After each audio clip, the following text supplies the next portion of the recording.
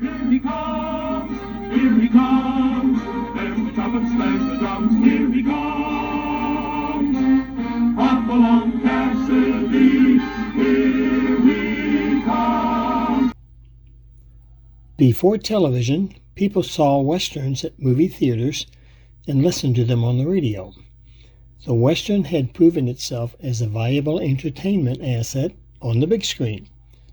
Much of early television programming was modeled after broadcast radio to bring news and entertainment to people all over the world. People liked it so much that by the late 1940s, the popularity of television exploded, and it quickly became a staple of home entertainment. The first cowboy to ride into television series history was Hopalong Cassidy and his horse Topper. Clarence E. Mulford created them in 1904 as Western heroes in a series of short stories and novels. Mulford's Cassidy, though, was a rough, mean, vagabond redhead with a bad limp.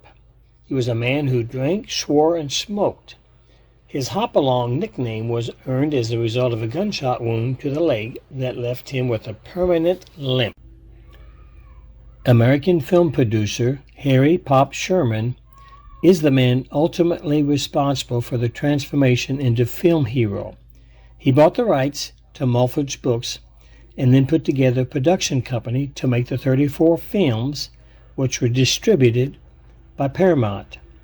United Artists then assumed production of the Hopalong Cassidy films and completed an additional 31. The character personified in movies and television was that of the silver-haired actor William Boyd, but he was not the first choice. Sherman offered the role to character actor James Gleason, known for portraying tough-talking, world-weary guys. He could have easily played the role as Mulford had intended, but negotiations broke down and Sherman was without a star. Sherman had offered the sidekick role of Red Connors to William Boyd, but Boyd wanted a lead role. His notion, though, of Hopalong Cassidy character had virtually nothing in common with the Cassidy of Mulford's novels. Boyd believed Mulford's character could not be portrayed to young people as a hero. He wanted Cassidy to exemplify clean living, be the ultimate good guy who didn't swear, smoke, or drink, and he needed to be fair.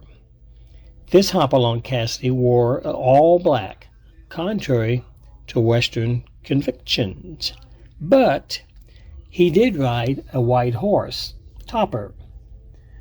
Boyd's enthusiasm for his perception of the hero cowboy eventually won Sherman over. It meant, though, completely rethinking the character. Once he accepted the role, Boyd cleaned up his own living and became Hopalong Cassidy. His widow, Grace Bradley Boyd, said, "With Hopalong, Bill felt he was contributing something. He became totally concentrated on doing something good with his life." William Boyd was a 40-year-old veteran actor of silent films and a protege of Cecil B. DeMille when he began playing Cassidy. Boyd had become a star in the 1920s in such films as The Volga Boatman and Yankee Clipper. But by the mid-1930s, his popularity had waned and he was appearing in low-budget action films. In 1935, Sherman released Hopalong Cassidy Enters, starring William Boyd. The film did so well that a series was quickly organized, 66 films in all.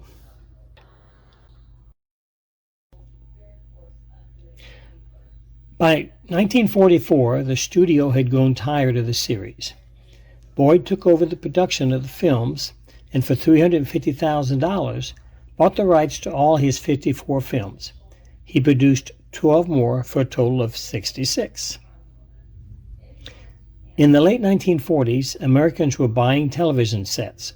shows like Craft Theater, The Howdy Doody Show, Milton Berle Show, The Ed Sullivan Show, and Studio One were watched by millions of families. Many B-movie westerns were airing only as time fillers. As a series, though, westerns were scorned as low-brow horsehoppers, not fit for the middle and upper-class audiences. Boyd thought his movies might have a place in television. He took his films to the fledgling NBC. They liked his idea and brought the entire Western genre with them when they aired the first episode. The 66 films were edited down to episode length, comprising the first 2 seasons of the show. The first episode, Sunset Trail, aired June 24th, 1949, becoming the first Western series to air on television. The show was enthusiastically accepted by kids and adults alike.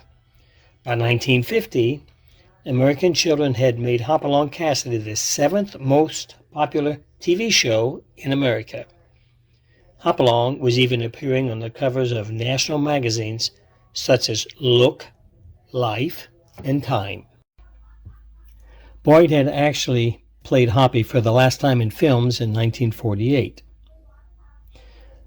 Those edited films used for television had shown very little evidence that Hoppy would be riding off into the sunset at the end of the first 2 seasons. So in 1951, at age 56, Boyd produced and starred in the series Hopalong Cassidy.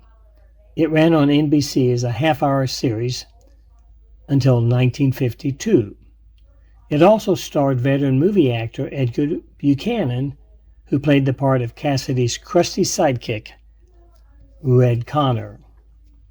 Hopalong Cassidy had won the hearts of millions. He was a multimedia cowboy hero and certainly set a high bar for countless Western TV shows that were to follow.